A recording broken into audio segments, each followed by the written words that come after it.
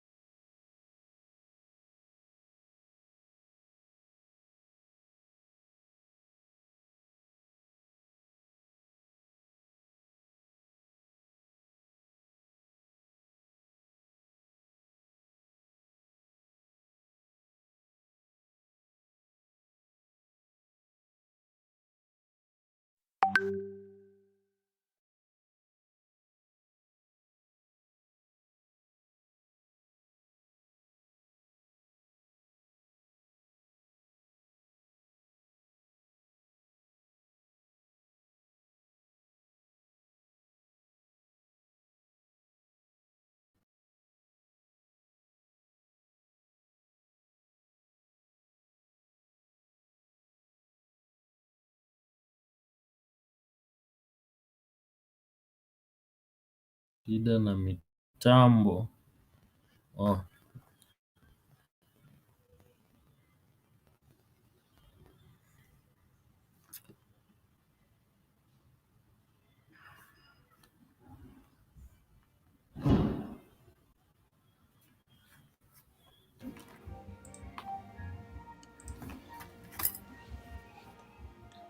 um,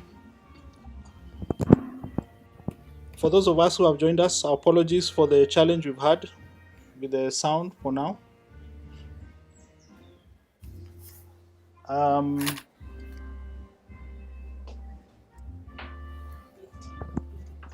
uh,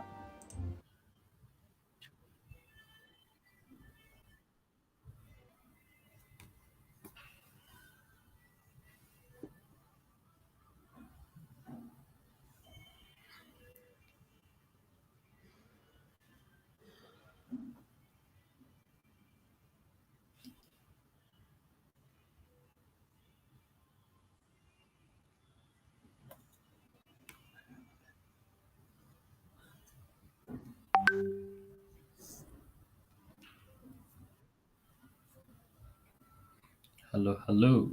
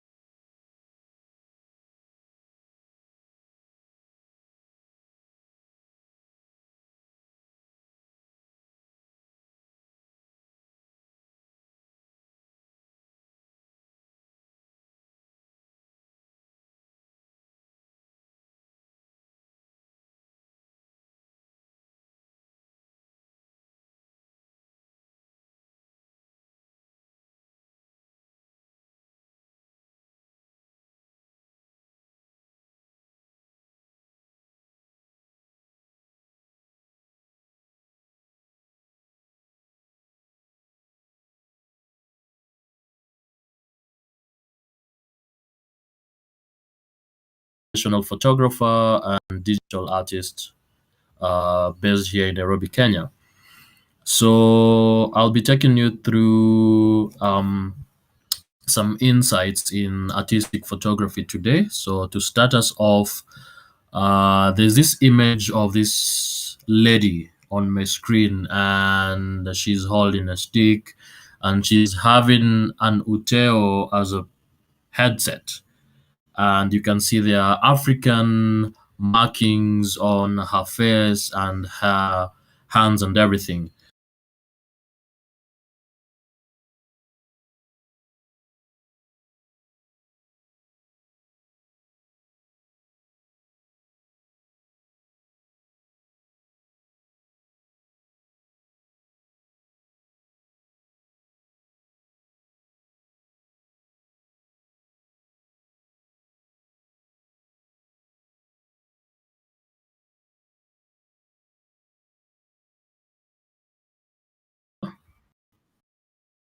Yeah.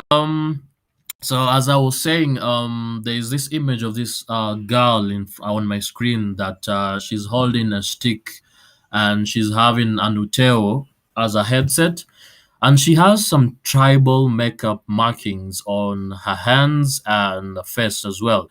And you can see she also has some wrist accessories, and these are not just any normal accessories, because in my story they bear some powers, which I'm going to discuss them with you as I introduce you to my world, as I introduce you to my fantasy, to my creative world of fiction and fantasy. So I'll start us off by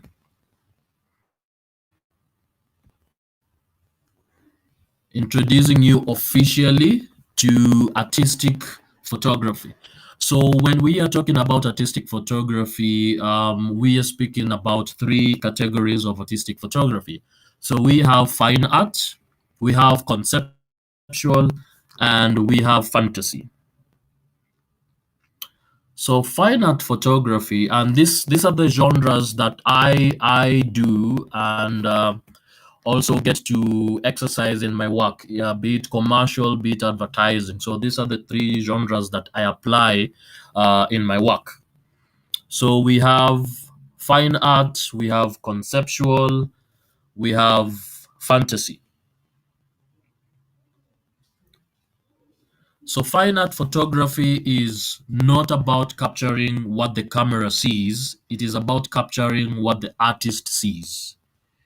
In fine art photography, therefore, the artist uses the camera as one more tool to create a work of art. The camera is used to make an art piece that reveals the and documenting the subject before the lens. So let's take a look at, or rather differentiate fine art photography with, let's say, something like photojournalism or documentary photography, whereby in documentary photography or photojournalism, you actually capture what is in front of you, what you see, what the camera sees. But in fine art photography, it's what the artist sees. So a fine art photograph must go beyond the literal representation of a scene or subject. It must deeply express the feelings and vision of the photographer and clearly reveal that it was created by an artist and not by just the camera.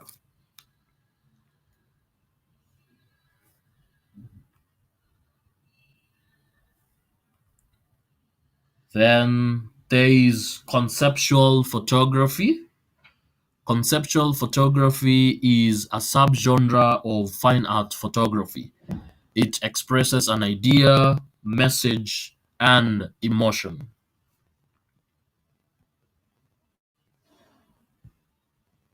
Then we have fantasy photography. Fantasy photography contains fantastical elements of surreal touches.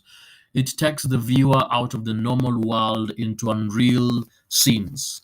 You can actually tell stories about legends, myths, folklore, and fairy tales, and often involves elements of magic. So these are the three categories of artistic photography. We have fine art photography, we have conceptual photography, and we have fantasy photography.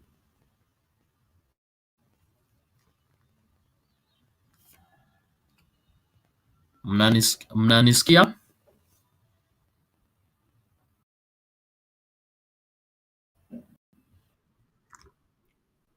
Mnanipata kabisa. Are you able to see my screen?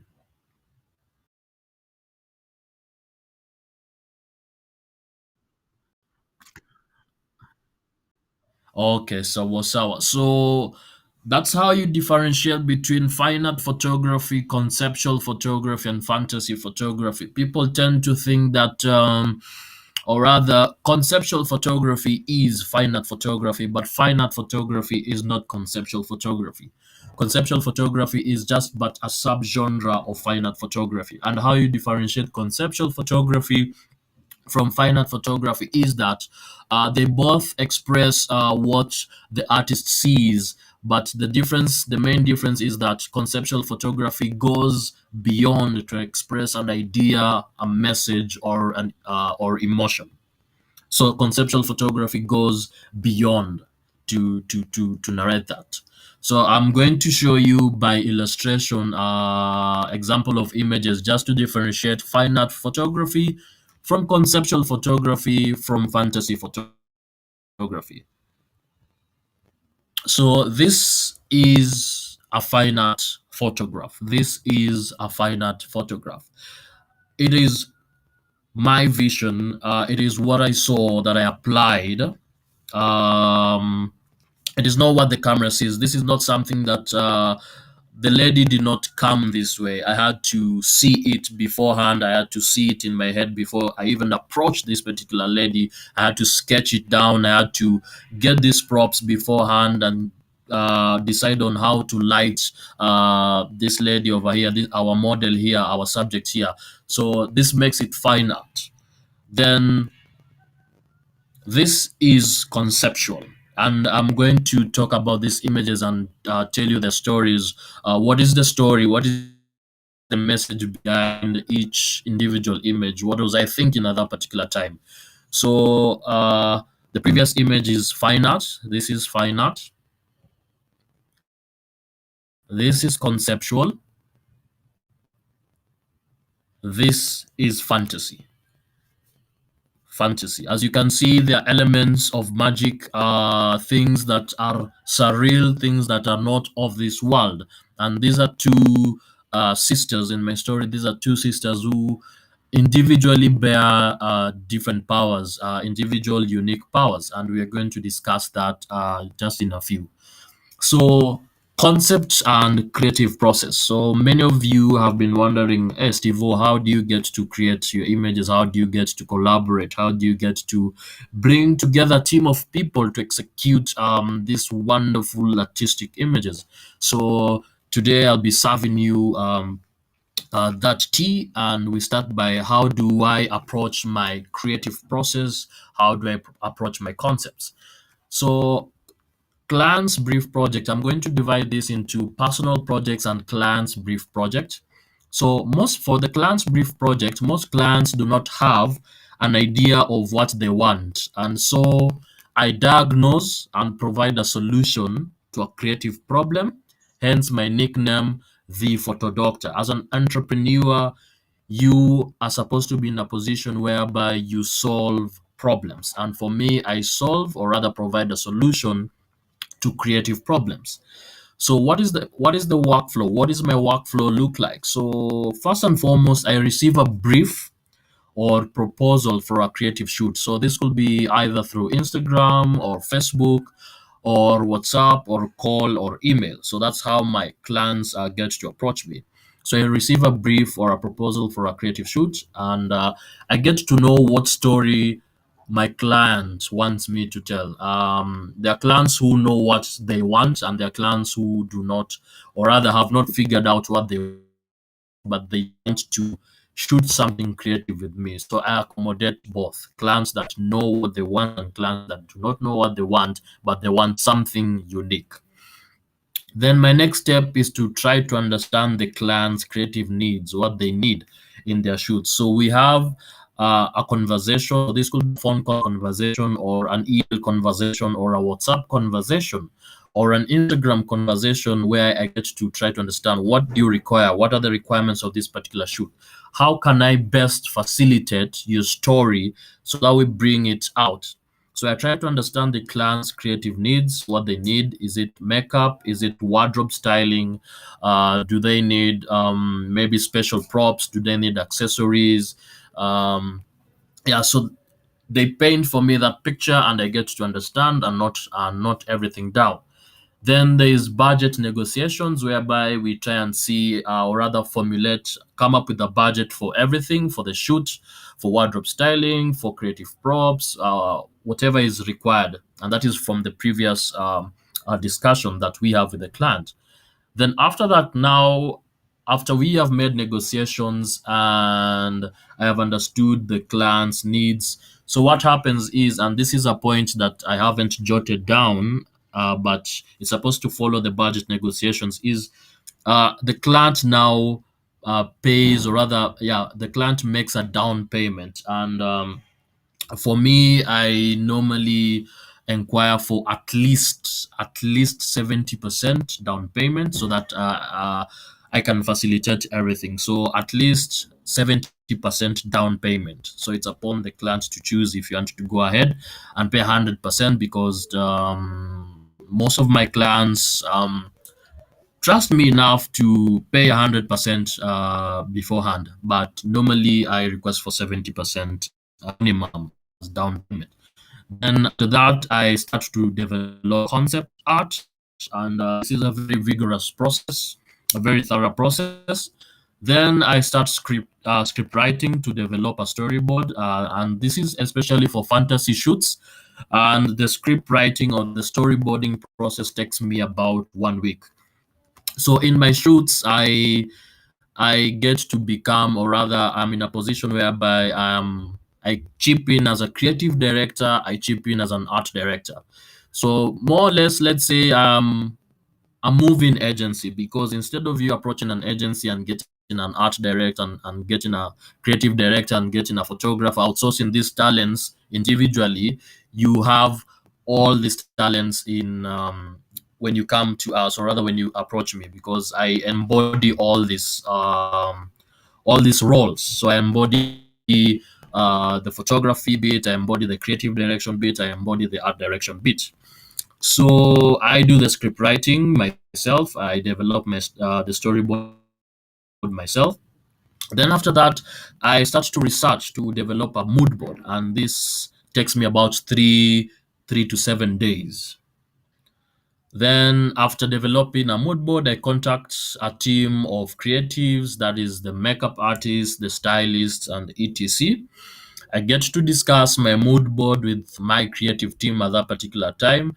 Then I start making deposits with my creative team, so that I can tell them the client needs us to be on set on Monday, so let's ready ourselves. So I book their time by making deposits. Then after doing that, I then have a discussion with the client on the outlaid storyboard and mood board. So we get to discuss. I show the clients that this is the concepts that I have developed, and this is the art direction that we are going to take. This is the creative direction that we are going to take. So this is a discussion between me and the client, between the client and me as the creative director, as the art director, and as the photographer at the same time. Then after that, we proceed to booking a day. We proceed to production, and production normally takes about 1 to 2 hours. And the reason why the time stipulated for production is minimal, it's because much of the work has already been done in pre-production. Because there are three stages: there's pre-production, there's production, and there's post-production. So if you do much of the work in pre-production, it becomes very easy to just slide in production, and you take minimal time in production. Then after that, that is followed by post-production, which takes about 1 to 3 weeks. Then after post production, the story development, whereby I now get to align the images, the final images with a particular story, with a particular caption, and this is also sent to the client, so that when he or she is also posting on social media, it's more like copywriting, but in this sense, it's story development. So that when he or she is posting on social media, or if it's a corporate, or if it's maybe a company, so that is catered for. So you don't have to outsource a copywriter or anything. Everything is done on board. Then there's now the work delivery, whereby I get to deliver my work to the respective clients, and they receive the images and plus the captions for postings that they need.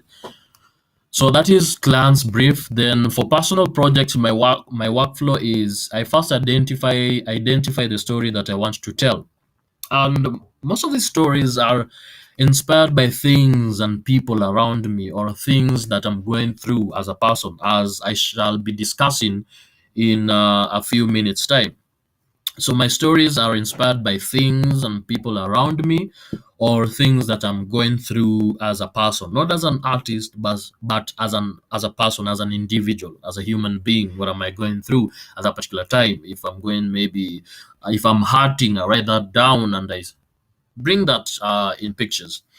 So afterwards, I start scouting for talent. So this is another funny thing. I think I should I consider myself as a multidisciplinary artist because I embody so many roles at one go. So scouting for talent is more like talent direction. So I go out scouting for talent, naweza ingia mtaani kutafuta talent, or I approach people individually on social media or do an online audition. So naweza ingia mtaani kwa soko, niende nikae tu mahali, niangalie watu, ni spot kama ni shosho, kama ni mtu mzee, kama ni mama fulani, mama mboga. So this is something that I quite do often. I just naenda tu mahali silently and I just observe and get to see people what they're doing and what's unique about them. So that's how I pick my characters. Most of my characters, or I approach people individually on social media. I can come to your Instagram and we have a conversation, and I tell you I have this vision. Are you on board? Can you come in and we do ABCD? Or I just announce I need ABCD if for something. So you come to, if it's WhatsApp or you call me, we get to discuss what vision I have. But mostly I love going kwa streets kutafuta hizi talents, because hizo authentic talents, because for me it's all about authenticity. At the end of the day, I do hao watu wenye wako mtaani ndo mi huwa nataka sana sana. Yeah. Then afterwards I develop a concept art. Then I head directly to script writing to develop a storyboard. And especially the storyboard is for fantasy shoots and takes at least 2 months. Even for fine art and conceptual, mostly conceptual and fantasy, is where I do a very vigorous storyboarding process. Then afterwards, I research to develop a mood board. I'll be speaking about how I research things in a few, and this is a process that takes 7 to 14 days. So you'll notice that for my personal project, the process actually takes longer because it's personal projects, no pressure, no rush. So for script writing, it takes at least 2 months. I can take 9, I can take 8, I can take 7, I can take 6 months, depending on my how busy my schedule is. And for research, if I'm doing research for a mood board, I take about 7 to 14 days. So with personal projects, no pressure, no pressure, man. Just take your time, take it easy, slowly. Ndo ufanye kitu concrete. Because unlike clients, ujua with clients uta deliver in good time, but with personal projects, pole pole too, one thing at a time. Then I contact my team of creatives. I think as of now, I may develop a body. Like I have a team, a very concrete team, but I don't mind like getting someone else outside my team, because mimi ni mtu mwenye napenda kunini na watu. I love collaborating. I love working with other people. So it doesn't have to be someone from my team. I can bring in someone else on board. Then I get to discuss my mood board with my team. Then we head to production. Production, like I say, it takes about 1 to 2 hours. So production is constant, be it hata kama ni client's project, be it personal project, that is constant. So it's 1 to 2 hours. Then I head to post production, whereby this takes 2 to 4 weeks, because, like I said, it's a personal project, so no rush. Then story development, but even if it's a personal project, I do set timelines, like deadlines. Like I know in a month's time, kama nilishoot 1st August, najua by 30th August nafaa kuwa nishamaliza na nimeanza kupublish hiyo kazi. So I don't say like, oh, because it's a personal project wacha tu nipeleke vitu polepole. No, I have deadlines as well, because I have to balance everything. I have to balance clients work, I have to balance personal projects, and for me it's personal projects that actually give me work for clients work. So it's something that I have to do it very well and in good time. Then I proceed to story development, where I build on captions for postings. Then proceed to work publishing, to piga kelele pale social media. We post one picture, one story at a time. If you notice my trend on how I post on social media, it's one picture at a time, and every picture has a particular story. Ni kama kuwatch movie ama series, so episode after episode after episode. So that's my style. Instead of kupost pictures zote and you tell the whole story, so I keep my audience wanataka, hey, kesho ni nini inaenda kuhappen after hii scene, after hii scene. So it's like watching a movie. So that's how I post on my work on social media. So to keep guys glued to the screens and wanting more day after day. And this is a process that takes about 7 to 10 days, depending on the number of images that we have developed for post production. Then after publishing, now I send the work to other creatives, because if there's this notion, if you send this work for personal projects, that is, if you can send the work to other creatives na wakutangulie kupost, even in spite of you telling them, ngojeni kwanza msipost kwanza. So kukip your discipline kwanza, uende utangulie as the author ama as the team leader or the vision leader, then wao wa follow, ndo kukuwe na hiyo flow, si wao wa post kwanza. Wajua mtu anaweza kuwa, someone could get, or rather someone could become so excited to an extent that he or she posts the work first, so it gets seen outside there first, and for you, so you are the one as the leader, you lead first, so you post first, then the others follow.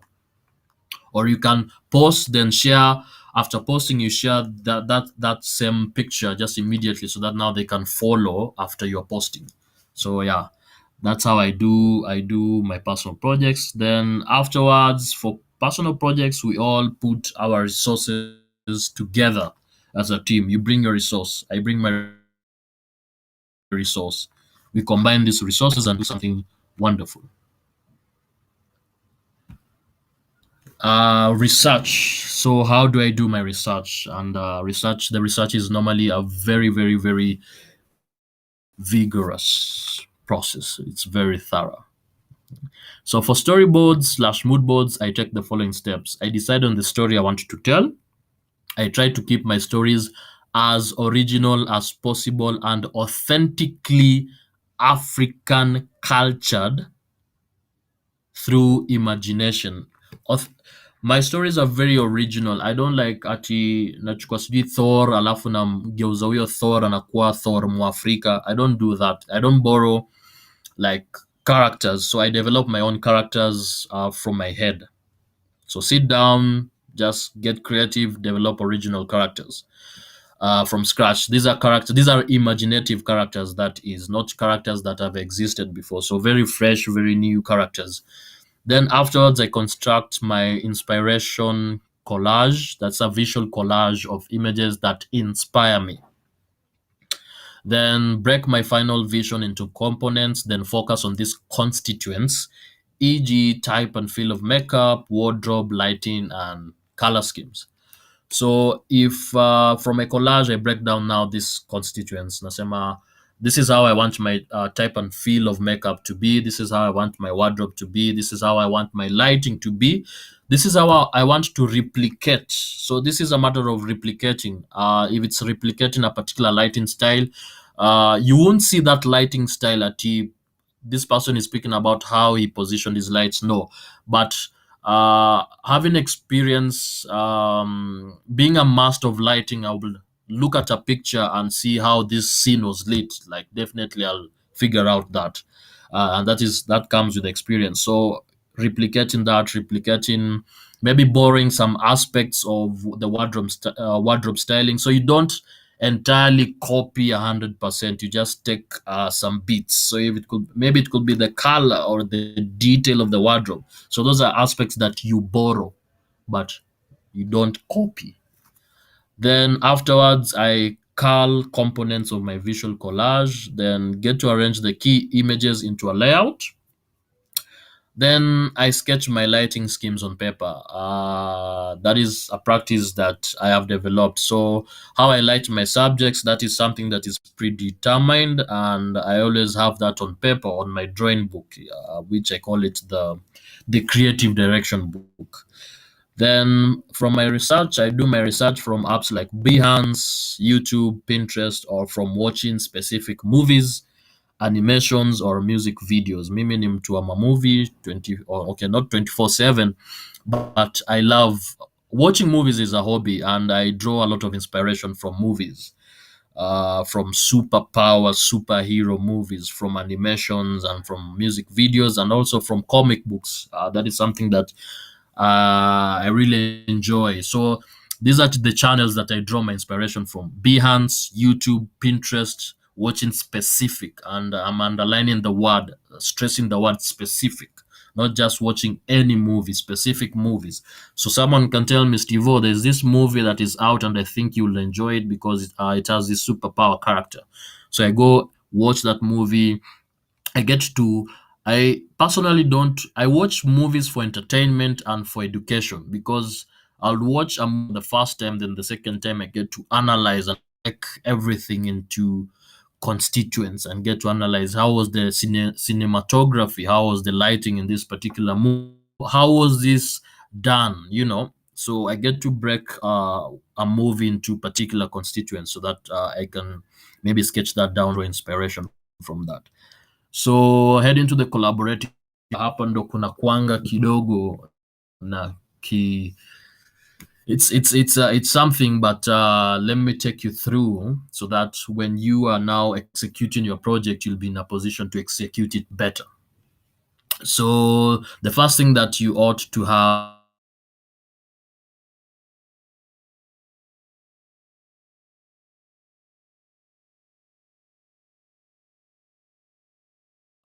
your team, it should be a vision that is very straightforward and very precise, so that when you articulate, then it has to be a vision that has a promise. It has to have a promise, not just any vision. You have to have a vision that has a promise. What is your idea? What is your conceptual idea? Does it have a promise? Then there's the aspect of the willingness to collaborate, because not many people will be in a position to want to collaborate with you. So your vision has to be so compelling so that you attract partners, and you have to communicate value to your team. What is the attached value to your vision? What is the promise? You have to have a promise. You have to communicate value to your team. And not only, if you approach anyone, you have to have a promise. What do I get in return if I come on board and we do this? What is the vision? What is the bigger picture? Communicate the bigger picture precisely. Then there's the issue of trust. You should be in a position to trust each other. There's the issue of communication as the leader, because you approaching someone, and because you are the one who bears the vision, I'm assuming that you are the leader in this team, and you have to communicate effectively and in good time. If there's something that is needed, let's say there's a shoot is happening on Monday, communicate to your team a week prior, 2 weeks prior, that you require this type of wardrobe, this type of makeup, this type of ABCD.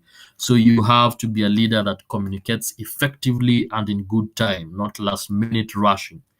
That is not acceptable. You won't be in a position to do things perfectly, or rather how you had envisioned to doing. So communicate in good time. Then sacrifice a little bit of yourself to accommodate others. Let go of your ego. Do not carry yourself as superior. Just because your makeup artist labda ni mtu ajulikani na wewe unajulikana, in this context, you don't show off, or you don't portray your ego. Nyote mko equal, unaona, and you have to treat people with respect and accord people respect, and treat everyone as your equal in that particular team. So let go of your ego. Hakuna kujisikia ati wewe ndo sijui nani nini nini. Na you just humble yourself, fanya kazi na watu, treat watu kama equal zako, nini kuwasaikishe, and that energy will flow to them na wakicooperate vizuri. Then the issue of respect. Accord your partners with the respect, both off production and during production. This is very, very, very necessary because, like I said, the energy that you portray to people, that is the energy that will be portrayed back to you. So there's that aspect of reflection or bouncing back. So respect your team members, sacrifice a little bit of yourself to accommodate others. So, how do I choose who to work with? So there are aspects that I look at, and number one is competency. Are you able to execute the bigger picture? So I go through their portfolios so that I get to understand if this person is able to execute whatever I have in mind. Then is this person a creative thinker? Because I desire to work with someone who can think on the same creative frequency as myself, and that is thinking without the box, not thinking outside or thinking with the box, thinking without the box. I think without the box, and we are not outside the box. So visionary, someone who sees the bigger picture, because mtu mwenye haoni hiyo bigger picture, someone who does not see the bigger picture will hesitate to collaborate with you. So there'll be that hesitation. You have to get people who understand where are you headed to, what direction are you headed to, and if they understand that, that is one of the most important things. And like I said, you have to communicate that value to your team. You have to be in a position whereby you communicate value to your team. So that means you have to have leadership skills to lead people into a direction that heads, or rather paints the bigger picture. Then passion, someone who is passionate with what they do. That is very essential. Then the attitude, someone who comes on set in good time, because I've had people, you call them for a shoot and they show up 2 hours late, 3 hours late. So to me, that is totally not okay. So I love working with people who are disciplined, are self-driven, people who respect others, people who respect oneself, people who are willing to work together, people who don't show off. And attitude is very important because, yeah, there's that synergy in between people. So, yeah. Then for models, I look at very special features. I'm always very selective with who I get to work with as models. So I look at physical qualities that I'm drawn to as an artist, not as a person, as an artist, because there's the person and there's the artist. So, as an artist, for example, dark skin tones, high cheekbones, short natural hair, baldness, interesting beards and locks, wrinkles, kama kwa wazae, etc. So, those are qualities that I look into. Then there's the social capital, and that is, I look at maybe your social media, your following on social media, or influence in the community, because at the end of the day, there's that aspect. I want to take my projects viral. I want maybe to go viral locally. I want to go viral internationally. So I have to be strategic with who I get to work with. So that is something that I consider. So I'll also speak about the power of personal projects. Number one, personal projects refine your skills, and this people neglect doing personal projects, but personal projects have immense power. They refine your skills. Personal projects for me have really come in handy in refining my lighting, my post production, my creative direction, my art direction, and creative team leadership skills. Also, you get an opportunity to shoot what you love. It gives you room to exhibit your best work, that is creating an outstanding portfolio. It gives you room to exhibit what you want to be booked for. Because if I shoot personal projects, I want someone, and I had Pau akiongea jana akisema that when he was requested for a portfolio ya food, hiyo time hakuwa na portfolio mzuri. So, and he went ahead to invest in a portfolio. They did a portfolio food, a food portfolio photo shoot that was geared towards creating a portfolio, a very good portfolio, so that the client could get him on board. So it's very necessary. It gives you room to exhibit what you want to be booked for. Then there's the aspect of personal projects refine your relationship skills, because how you interact with people when you're collaborating with them, it refines your people relationship skills. You know how to talk to someone, you know how to communicate in time, you know how to network, you know how to do all these aspects of people relationship. Then personal projects defines your photography signature style. You won't discover, or you won't define your photography signature style if you do not take the time to shoot your own work and be consistent with doing that. That's how you get to discover your signature style. Because if you shoot clients projects only and you're not investing in personal projects, it will take so much time for you to discover, oh, so this is how my signature style. Because a signature style is something that you are known for, how you do, or rather how you shoot. So for me, I'm known for dramatic lighting and creative compositions in my images. I love dramatic lighting. So if let's say Kama says, if I go to the internet and I see a particular picture, I have to know that this picture is by so and so. I have to know this picture is by Steven Deritu. I have to know that this picture is by Alois Icheba, you know. So there's that aspect, there's that quality of that picture. So that's a signature style, and you get to define your signature style doing by doing personal projects.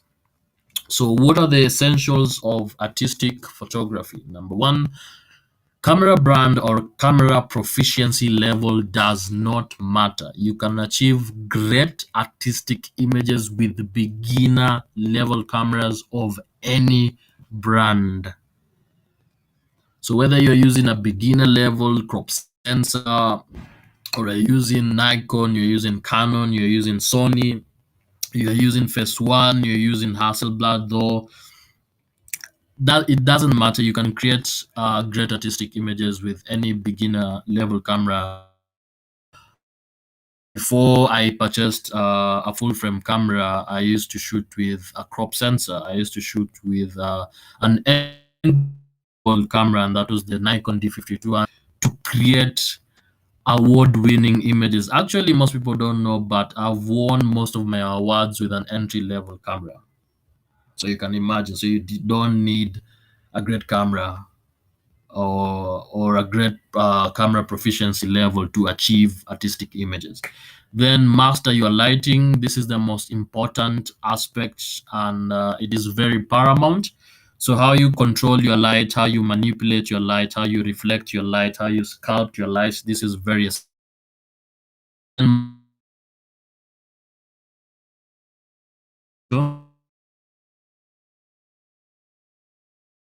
And this is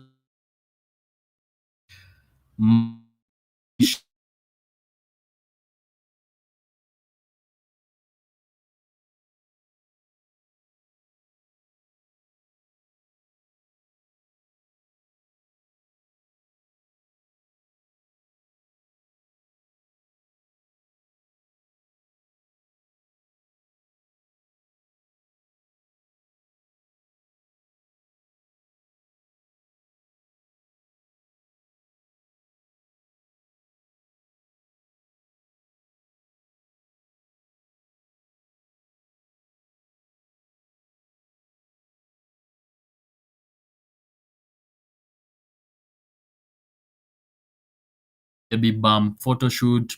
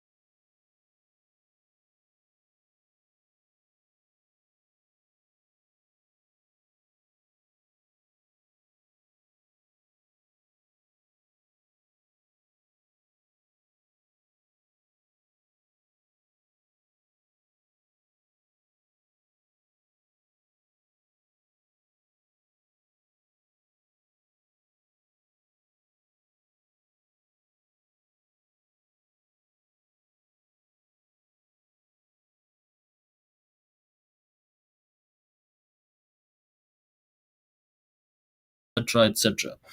Then social capital, one's following on social media or influence in the community, and especially for people that I'm shooting, maybe the models, because that helps me in spreading the message in the images or just spreading the project itself, so that it goes viral locally and internationally. So I employ a very strategic approach. Then there's the power of personal projects. Number one, refines your skills. Okay, okay. Um,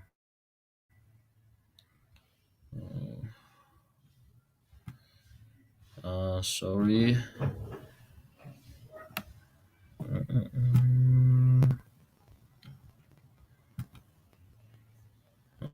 Mm, just a minute.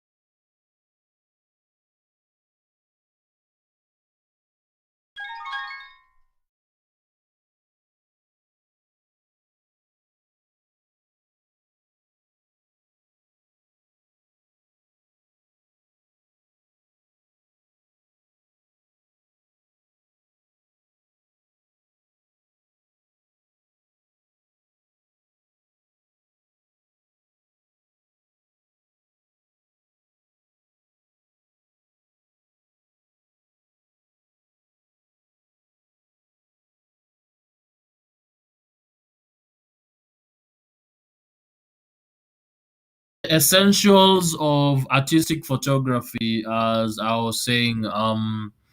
So the camera brand or camera proficiency level does not matter. You can achieve great artistic images with beginner level cameras of any brand. So if it doesn't matter whether you're shooting Nikon, you're shooting Canon, you're shooting Sony, you're shooting Phase One, you're shooting Hasselblad. Doesn't matter if you're shooting with a crop sensor or a full frame or a medium format or a large format. You'll be in a position to achieve great artistic images with a very simple camera. Then master your lighting. This is one of the most important, if not the most important of all aspects, and very paramount. How to control how you control your light, how you manipulate your light, how you reflect light, how you sculpt it is very, very, very paramount.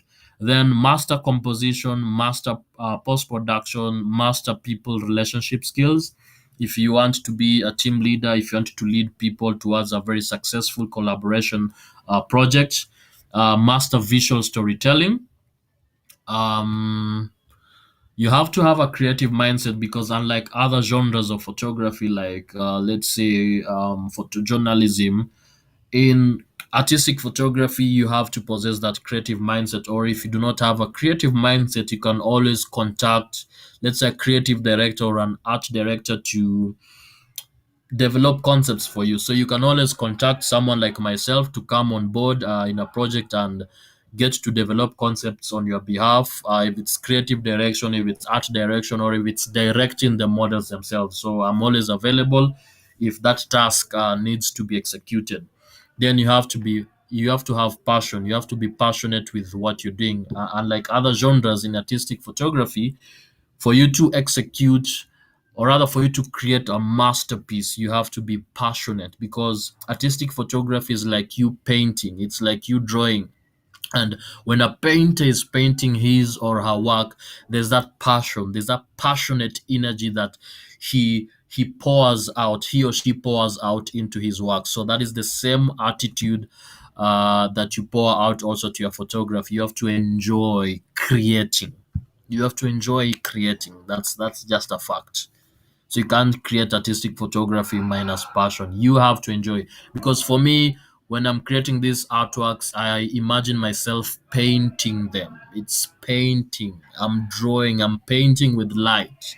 I'm painting with my computer. I'm painting with my camera. So why I shoot artistic photography? Number one, to serve individual clients. So my individual clients for artistic photography, that is fine art, conceptual, and fantasy, are pre-wedding engagement photo shoots, post-wedding photo shoots, baby bump photo shoots, birthday photo shoots, and for birthday photo shoots, I shoot them with an artistic touch. So it's not just a normal or classic birthday photo shoot. Then we have a music album cover photo shoot, personal branding photo shoot. And under personal branding, let's say a fitness client wants to depict himself in a certain way. So that's where I come in. Or maybe a media personality wants to tell a particular story. A fitness client wants to tell a particular story. So that's where I chip in and do their personal branding, creative touch. Then I also do this to serve advertising clients. So most of my advertising clients in artistic photography are from film production, fashion, and products. The latest gig that I did under advertising, big gig that is was with Infinix Mobile, and I was shooting the latest mobile. So that's where my creative skills come in handy, my creative direction skills, my art direction skills, my photography, my artistic photography start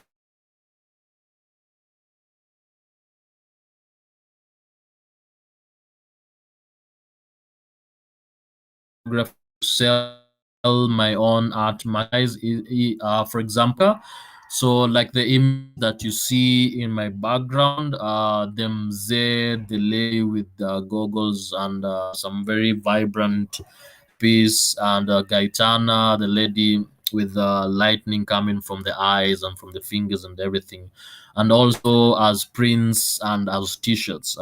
Most of you on social media have seen these artworks on my t-shirts, so I get to make, or rather to do business with that, to make money through that platform. So it's a matter of having multiple streams of income. Even the Bible suggests that. Another thing is to educate people. When I want to educate people outside there, I want to pass on a message. Maybe I feel that there's something that I need to address, or there's something that needs to be addressed. So I do a personal project to pass a message, because I may not be in a position to pass a message verbally, but I'm in a position to pass a message through pictures. So empowering people, educating people, have myself. At times when I fall sick, I tend not to take my camera and shoot something very creative. And for me, artist photography is therapeutical. So instead of Kwenda Hosi, going to the hospital and being prescribed some medication, I just pick up my camera or take a picture and start editing, or run my editing process, painting, and it just gets me feeling better. So at the moment, I'm in a position whereby I provide utmost value to the clients, because when you're serving your clients in business, you provide value. At the end of the day, you provide and communicate value. So I provide utmost value to the client, as a creative director, as an art director, as a talent director, and as a photographer. So like I said before, I am more like a moving agency per se. To moja, so, which I think in the near future, I'm thinking of having, or rather, just having an agency. But that is a future thought. But so one can also work with me independently for the above tasks in production. Let's say you have a set, you have a shoot, and perhaps you are the photographer and you need someone creative to facilitate your set. I can come in handy as a creative director. I can come in handy as an art director. I can come in handy as a talent director and direct the models. I can come in handy as maybe an assistant photographer or a lighting expert. Nikuje, maybe you want to light your scene in a different way. I come in and light the set for you. So yeah, so people can also work with me independently for the above tasks in production. And I pride myself in being very excellent in directing, script writing, and team leadership. So story time kidogo hapa. So I'll be taking you through a few images and getting to enlighten you on how I achieved what was the thought process in everything. So, like for in this picture, it's titled Chikungunya. So I remember there was this time. It's conceptual. There was this time I fell ill, and it's in course because I'm born and bred in course, and at that time I was at home. So there was this chikungunya season. It's a viral. It was a viral infection. So I contracted the infection, and I developed headaches. I was sweating profusely. Nilikuwa saa zingine hata nikaa macho inazima. It was dreadful. And these are the symptoms. The picture actually shows what I was going through at that particular time. So you can see kuna hizi mikono zinakuja, they're pressing hard on this guy's chest because I used to experience some chest pains, joint pains, very strong headaches. So, and I was sweating profusely. So all of that is being contained in this one piece. So this is chikungunya. Then there's this picture, and this picture that it's titled "Shoes That Make You Fly," and I remember it won me an award in the Kenya Photography Awards 2018. And I shot this picture in Kenyatta University, whereby I was just strolling around, and I happened to pass by their basketball court, and I saw this interesting guy who was playing basketball, and I just approached him, and we did this shoot because I was very fascinated with the shoes. I love very vibrant designs. So yeah, vibrant designs for me, color. I really love color. So I saw the shoes and I was very interested, and I saw his socks. I think they were Nike, and I saw the t-shirt that he had on, and there was that lightning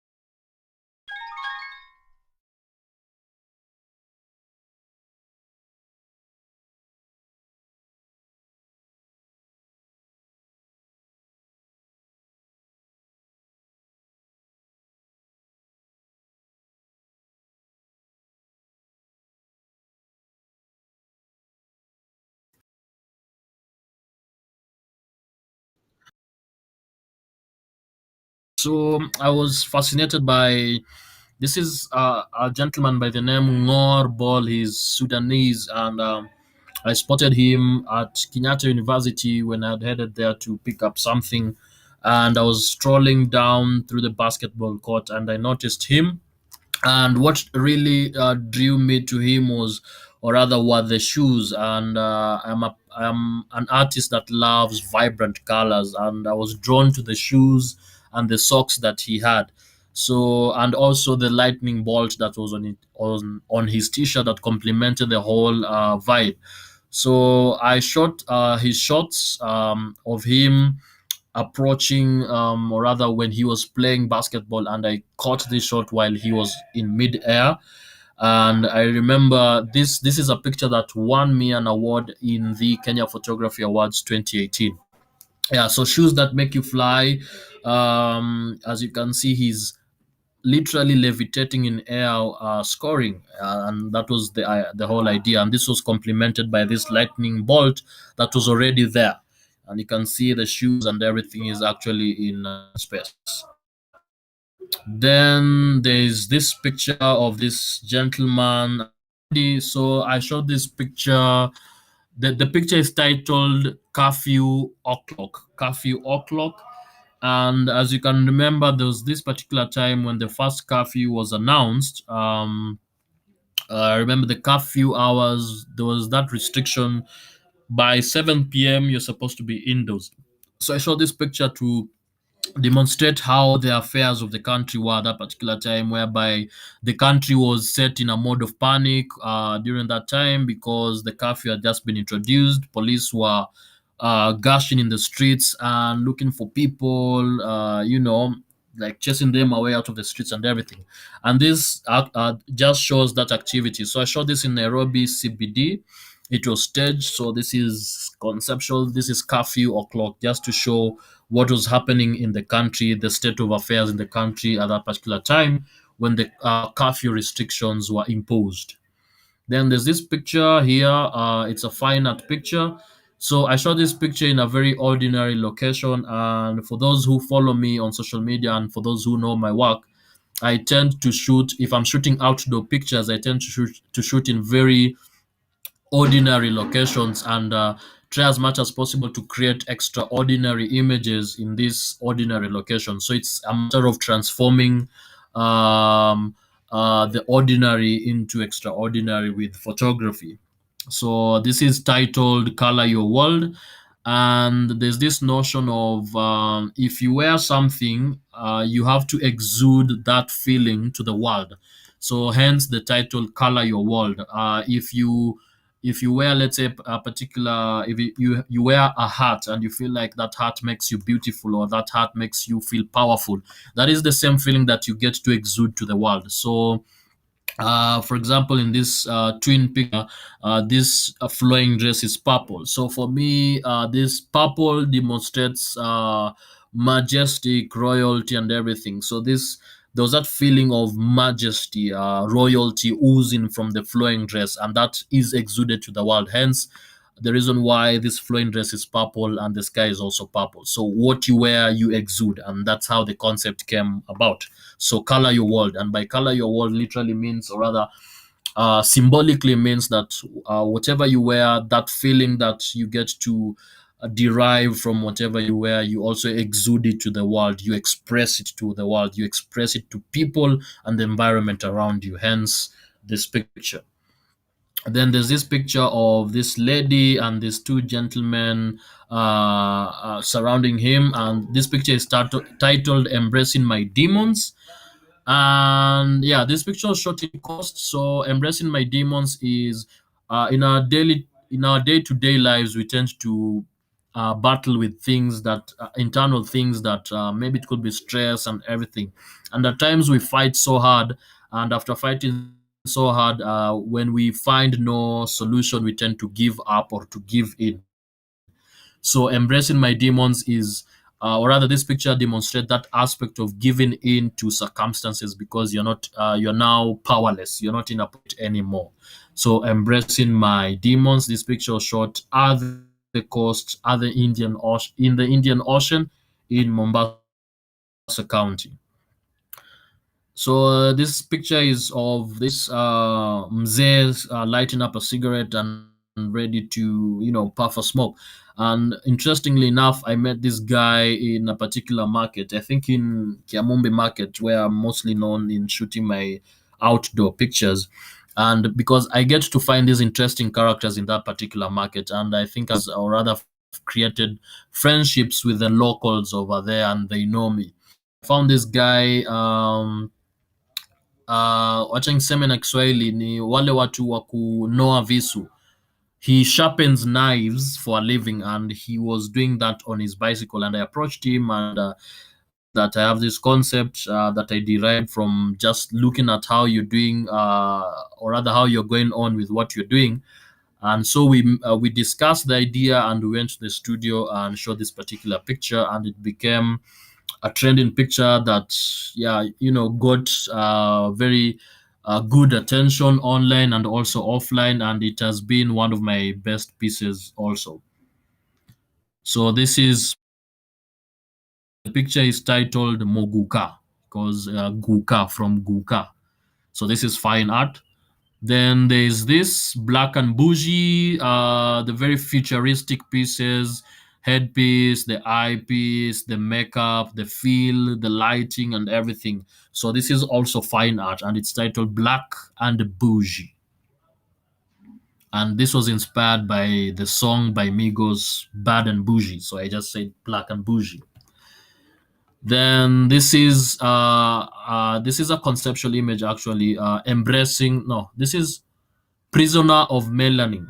That's why we have these chains. The lady's chained, and we have this also futuristic eyepiece. But the lady's in chains, and you can see she has nothing on.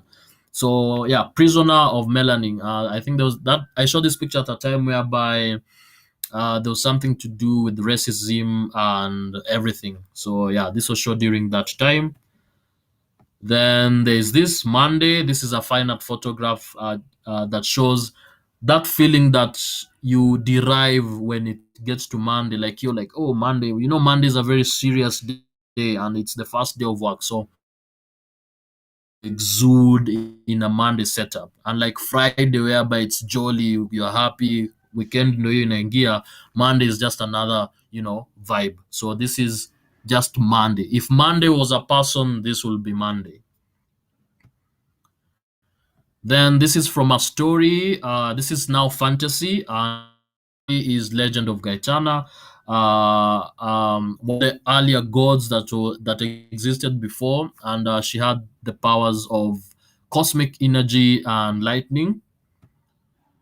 Oh, this was done for a client. Her name is Sandra Ochola. So this was commissioned from a client, and I think also the picture that follows is also Legend of Gaetana, have mystical powers or fantasy powers, and that is lightning, cosmic energy, the ability to manipulate lightning and everything. This is Immortal Sisters. So it's a story about four sisters who happen to be persons living with disabilities, but their disabilities become their abilities. So there's a sister who there's one sister who's blind. There's another sister who is crippled, does not have one leg. There's a sister who cannot hear, and there's a sister who cannot speak. So each of them has superpowers, despite their disabilities. They have superpowers, and their disabilities actually empower them to have special abilities, special superpowers. That is. So this is from the same story, or rather from the same concept, Immortal Sisters. So this is the sister that does not have one leg. She was born with a condition known as congenital amputation, whereby a child is born without one leg at birth. And this is the sister whom cannot see, but they each have special, unique superpowers. I think this can transform herself into a flying kite, and also bears the ability to paralyze enemies through something known as shadow teleportation. Then Wanjiku here can actually create portals to the underworld, and she's in a position, even though she's blind, she can actually see and detect evil spirits. She has that spiritual foresight and insight, so she's able to detect evil spirits lacking in the regions. So this is a personal project story. This was commissioned for a client known as a client by the name Njoroge. So he's a fitness body enthusiast, and he wanted us to tell a story for him. And so I came up with this story, and that is the gods amongst men. As you can see, how he's buffed up and looking like a god and everything. So I came up with that story, and we developed that story and the concept for him, and this is the resulting image. And so in this story, he bears the power to manipulate energy from the sun, and is very strong. Actually, he has the strength of, I think, 1,000 rhinos combined in the story. So he's very strong. He has super strength, super durability, and he has the power to manipulate sun energy and also to manipulate fire. And the ability to manipulate fire is termed as pyrokinesis. He has the ability to manipulate fire, which is pyrokinesis, manipulate sun energy. He has super strength and super durability. And he's also a leader in the community, in the Maasai community. From the concept, whereby there's a time he was captured and built industry plans, and he was very upset about that, and the white settlers had built with his bare hands after he broke after. This is the twin brother that is in the story. So the twin brother lives in the ocean and has the power to control sea creatures, to talk to sea creatures, and he also has superhuman strength. And this trident that he bears has the ability to deform steel and shatter rocks. It's very, very powerful, and it's magical. It's enchanted with magic. And as you can see, there are sea creatures, that is fish and a whale, coming from behind. Yeah, so he has the ability, or rather, he bears the ability to speak to these creatures and to uh, talk them out to bidding to his will. Yeah, so that's gods amongst men. This is Baraka. The water leader is Baraka, and the land leader is Jabari. So, what's the future for Stephen Maithia? Eventually, I look forward to being an international film director. You know, it's time I started working now on movies and not just photography concepts for clients and for my own self. So I'm moving into production, and that is film production, content production. I was an actor in high school, so that is something that I would want also to continue. Maybe look at being a senior photography lecturer at a top university in the world, or be a principal of my own talent institution. I lectured at ADMI, that is Africa Digital Media Institute, a while ago. And now I instruct in person photography masterclass sessions, especially on photography, beginner class, lighting, editing and retouching, storytelling, the business of photography, networking, etc. And I also desire to be a world leader. I'm already a leader, but now I want to be a world leader. That is a leader that is recognized, internationally. So I want to be a world leader. I want to produce movies, produce films that will be watched and people will enjoy them globally, internationally. I want to speak to the world through film, through content production, through acting. Yeah, so I'm now transitioning to applying my photography concepts and script writing skills in film, comic books, animation, and video games with Fictive Productions. Fictive Productions is a creative movement slash production house that I co-founded with my partner, that is Aloisi Teba of Chrome Studio. Again, the power of collaboration, the power of partnership, that is very paramount. So we want to bring forth our photography concepts in film, in comic books, in animation and video games, and create a black cinematic universe, black superheroes done by Africans, owned by Africans, everything by Africans. So that is the direction that we are now taking with fictive productions through collaboration and teamwork. So sorry, this image here is about like the pictures I showed you before about the Immortal Sisters.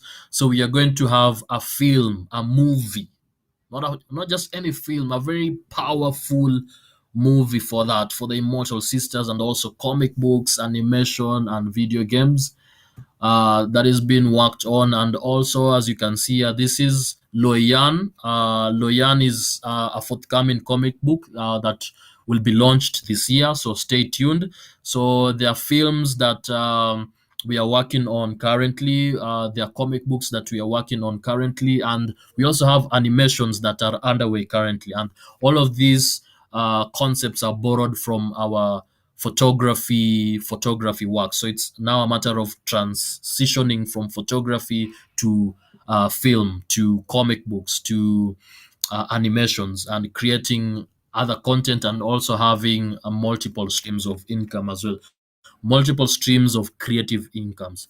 So, like I said, I train photography and I'm very passionate about training. So, this is my training program.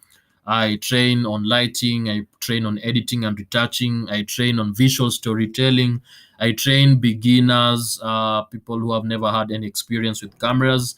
I train on the business, networking, and branding in photography, especially branding, because even when I'm doing this artistic photography, it's because of my branding that I am able to push myself and sustain myself. So branding is very paramount. How people think you, or rather know you to be. What message do you send? What does your brand? When someone hears Stevenchy photography, what is the first thing that comes into that person's head? So that message. The relationship that you have with your clients, what's your branding, what's branding, what does your brand has to say, can your brand speak for itself even when the brand himself is not present. So these are some of the behind of the scenes pictures from my classes. This was a composition class that I was training. So my parting shot is think global, shoot big, compete internationally. So before I introduce my social media handles, perhaps if we have questions that I could get to them, Steven, back to you. Deritu.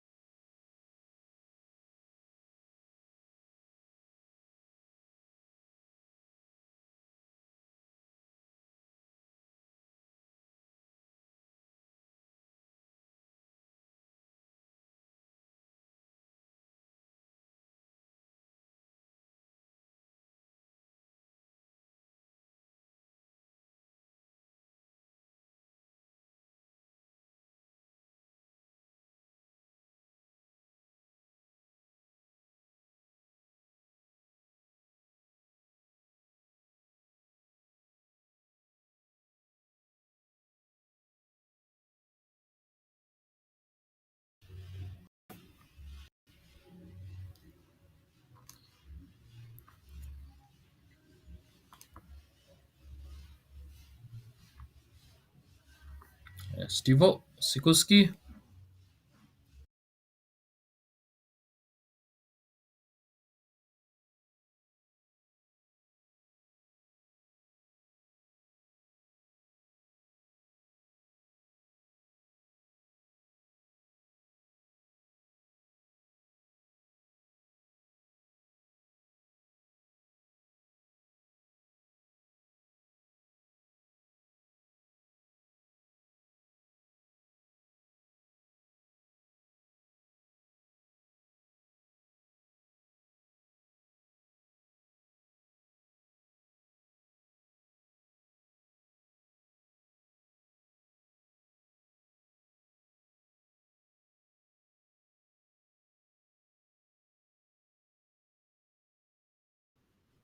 Okay.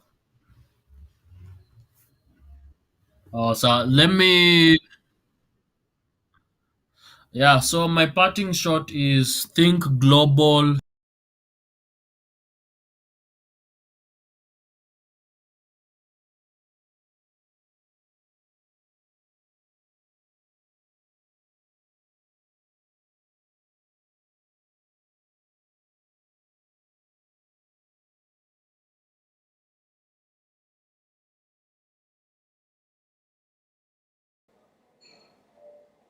I think we seem to be having a problem with Stevenchy's connection, but he has just disappeared when he was saying giving his parting shot. But his comments was was that we need to think global, act local. Most likely, that's what he wanted to say. So thank you for those who have been following. Stevenchy seemed to have dropped off again. His connection was a bit erratic. So it's now 11 o'clock. We'll be continuing with Rico Aroe at 2 o'clock, talking about short form video content. Thank you for those who have kept it here, even if the connection was going on and off. See you at 2 o'clock when Rico Aroe comes back. Asanteni sana and goodbye.